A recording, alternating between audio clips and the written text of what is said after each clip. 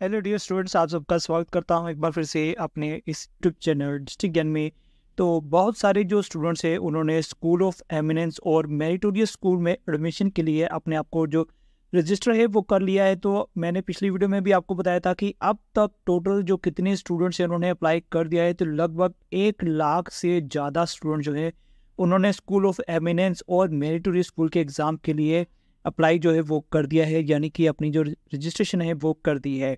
तो यहाँ पर जो स्टूडेंट्स हैं उन्होंने स्कूल ऑफ एमिनेंस में भी जाना है और मेरिटोरियस स्कूल में भी जाना है। तो यहाँ पर आपका जॉइंट एंट्रेंस टेस्ट होगा स्कूल ऑफ एमिनेंस और मेरिटोरियस स्कूल के एडमिशन के लिए। तो आज की इस वीडियो में मैं आपको बताने वाला हूँ कि आपने अपनी ओएमआर शीट जो है वो कैसे फिल करनी है। अगर आपने बहुत सारी मेहनत कर ली है, पूरी तैयारी भी कर ली है, बट एग्ज़ाम वाले दिन आपने अगर छोटी सी भी मिस्टेक कर दी ओएमआर शीट में, तो आपका जो पूरा पेपर है वो कैंसिल हो सकता है, रिजेक्ट हो सकता है, या फिर आपका जो डिटेल्स जो है वो वेरीफाई नहीं होगी। तो इसलिए बहुत ही ध्यान से आपने जो ओएमआर शीट जो है वो फिल करनी है।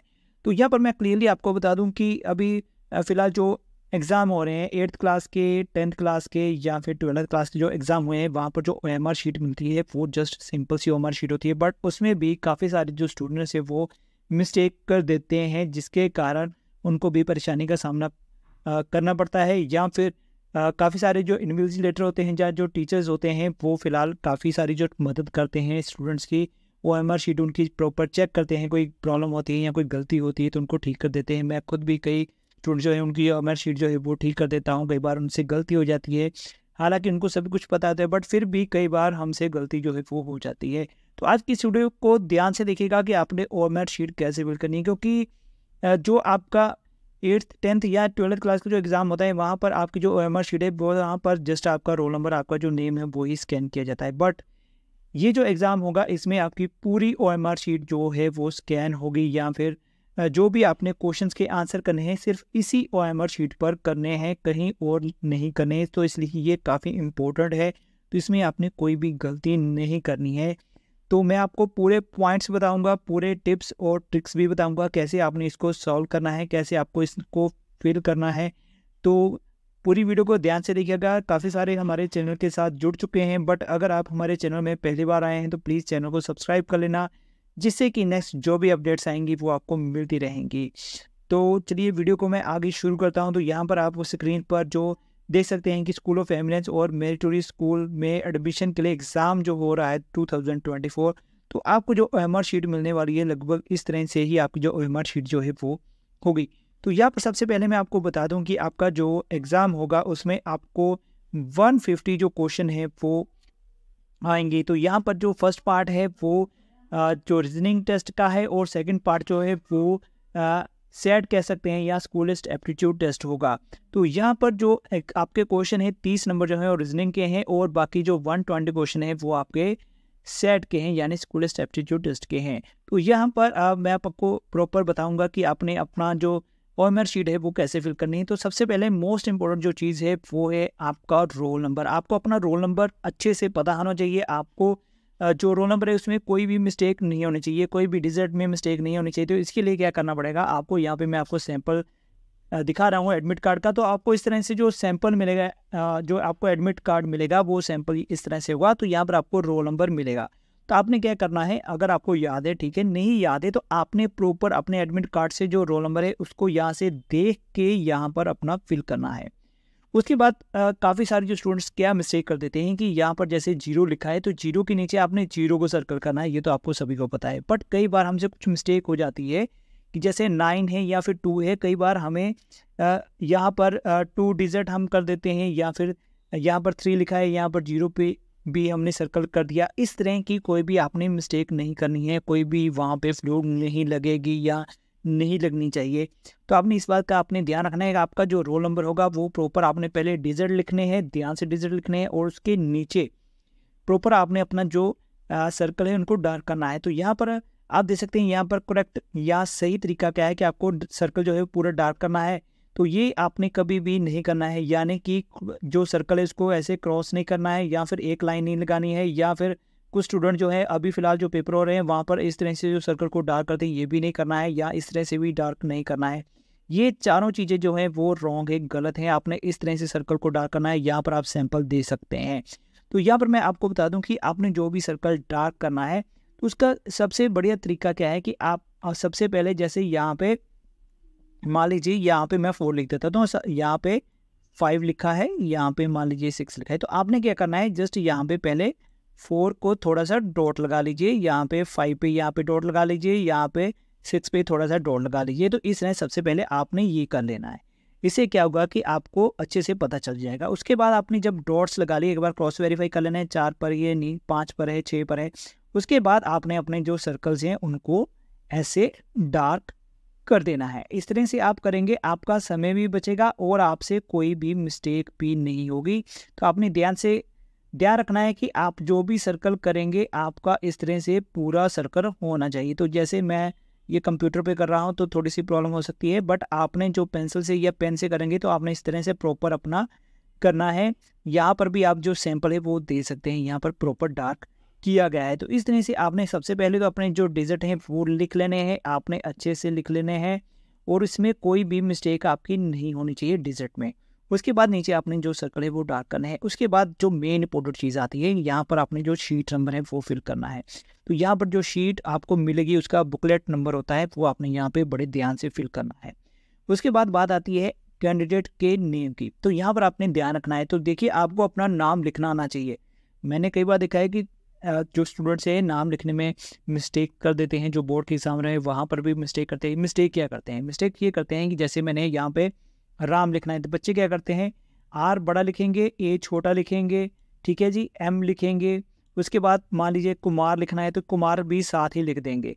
ये चीज़ें आपने नहीं करनी है। तो आपने प्रॉपर क्या करना है, यहाँ पे देखिए यहाँ पे क्या लिखा है, ब्लॉक लेटर्स। तो आप सभी जानते हैं कि ब्लॉक लेटर्स का मतलब होता है कि कैपिटल लेटर्स में लिखना। तो आपने यहाँ पे जो भी अपना नाम लिखना है वो कैपिटल लेटर में लिखना है। यानी कि अगर आपका नाम राम है तो आपने यहाँ पे कैपिटल लेटर में ही अपना जो नाम है वो लिखना है। और अगर कुमार है तो यहाँ पे आपने थोड़ा स्पेस देके आगे अपना जो भी नाम है, शमशेर सिंह है या आपका जो भी नाम है वो स्पेस देके लिखना है। शिक्षा या शिखा कुमारी है या आपका जो नाम है उसको आपने कैपिटल लेटर में लिखना है। ये बात का आपने ध्यान रखना है कि आपने ऐसा नहीं कि छोटे लेटर लिख दिए फिर बड़े लिख दिए, ऐसा कुछ नहीं करना। और साफ साफ लिखना है। कोई जो भी बॉक्स बने होंगे इन बॉक्स के नीचे ही ये चीज़ें जो है वो करनी है।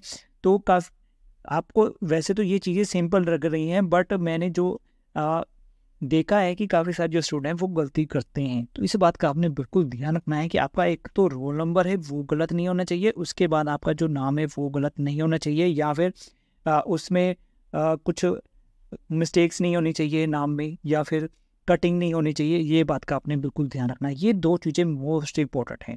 आगे भी काफ़ी सारी जो चीज़ें हैं वो इंपॉर्टेंट हैं, वो भी मैं आपको बताऊँगा। तो यहाँ पर जैसे मैंने आपको बताया था कि आपका जो पेपर होगा वो 2 तरह से होगा, एक होगा रीजनिंग का और एक होगा सेट का। तो यहाँ पर आप देख सकते हैं, यहाँ पर रीजनिंग लिखा है और यहाँ पे सेट लिखा है। सेट का मतलब है स्कूलिस्ट एप्टीट्यूड टेस्ट। तो दोनों के आपको 150 इस तरह से आपको OMR शीट मिलेगी। इस तरह से 4 ऑप्शंस होंगे, एक क्वेश्चन होगा उसके 4 ऑप्शन है, यहाँ पे आपको दिए गए होंगे। तो यहाँ पर 150 क्वेश्चन है। उसके बाद नीचे जो भी इन्विजिलेटर होगा, जिन टीचर्स की ड्यूटी होगी उनके सिग्नेचर हो गए, यहाँ पर कैंडिडेट के सिग्नेचर हो गए, यहाँ पर सिग्नेचर करना भी मत भूलेगा, ठीक है जी। उसके बाद मैं बात करूँगा, अब यहाँ पे आप देखिए, यहाँ पे जो क्वेश्चन है यहाँ पे देखिए आप पार्ट्स दिए गए हैं। यहाँ पर जैसे 5 पार्ट्स दिए गए हैं।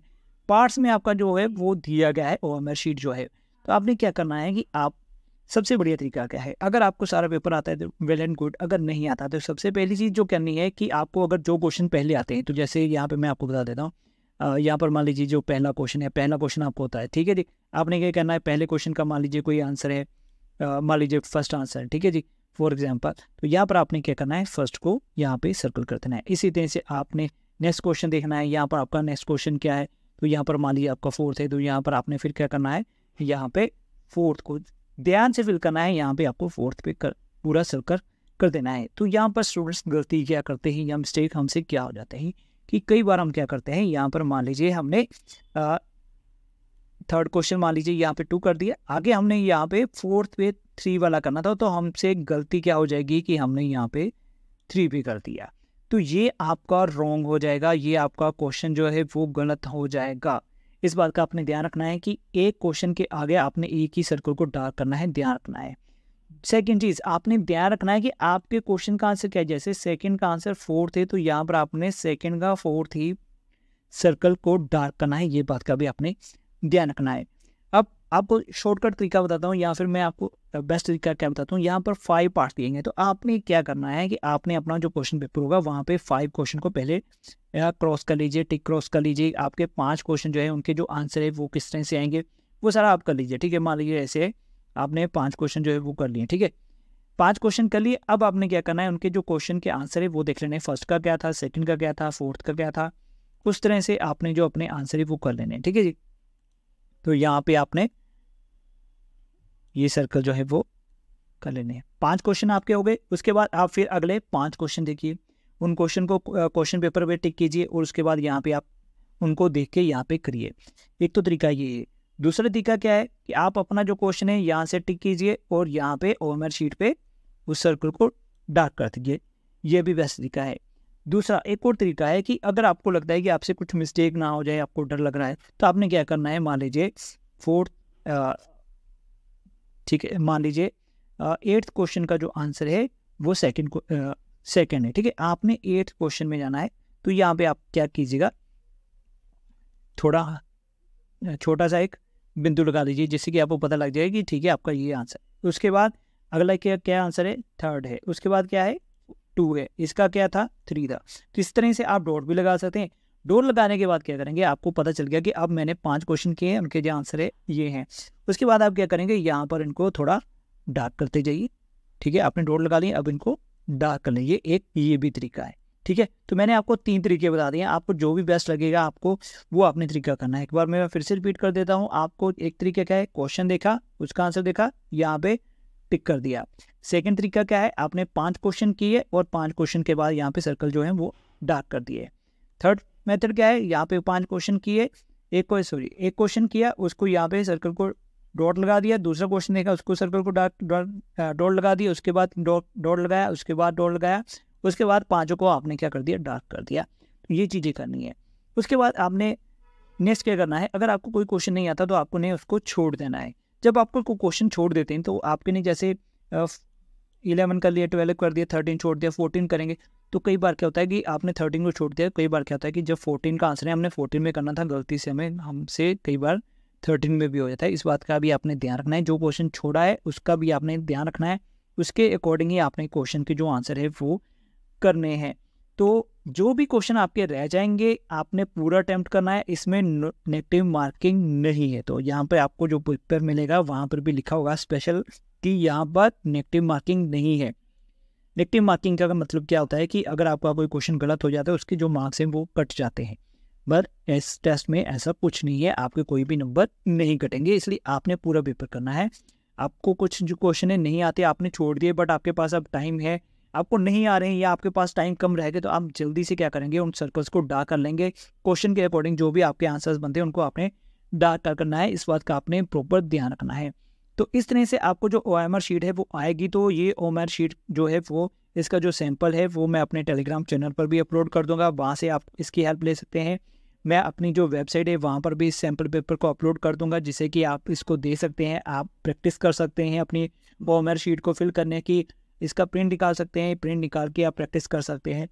तो ये सिर्फ सैंपल है, इस तरह से आपको ओएमआर शीट जो है वो आएगी। तो आपकी जो ओएमआर शीट होती है एक ही पेज की होती है, यहाँ पर आप देख सकते हैं एक ही पेज की है, ठीक है। जो आपके 8th 10th या 12th के होते हैं वहाँ पर ओएमआर शीट जो है वो अलग होती है। यहाँ पर आपके जो क्वेश्चन के आंसर आएंगे इस तरह से आने वाले हैं। तो उम्मीद है आपको पूरे अच्छे से समझ आ गई होगी कि आपने जो ओएमआर शीट है वो कैसे फिल करनी है। तो बिल्कुल भी स्टूडेंट्स बिल्कुल भी गलती मत करना, क्योंकि आपने बहुत सारी मेहनत भी की होगी और मेहनत करके ही जाना पेपर में। और यहाँ पर आपने बड़े ही ध्यान से रिलैक्स होकर आपने जो पेपर है वो करना है। तो मेरी तरफ से सभी स्टूडेंट्स को बेस्ट विशेस है, आप सभी स्टूडेंट्स का जो एग्ज़ाम है वो क्लियर हो जाए।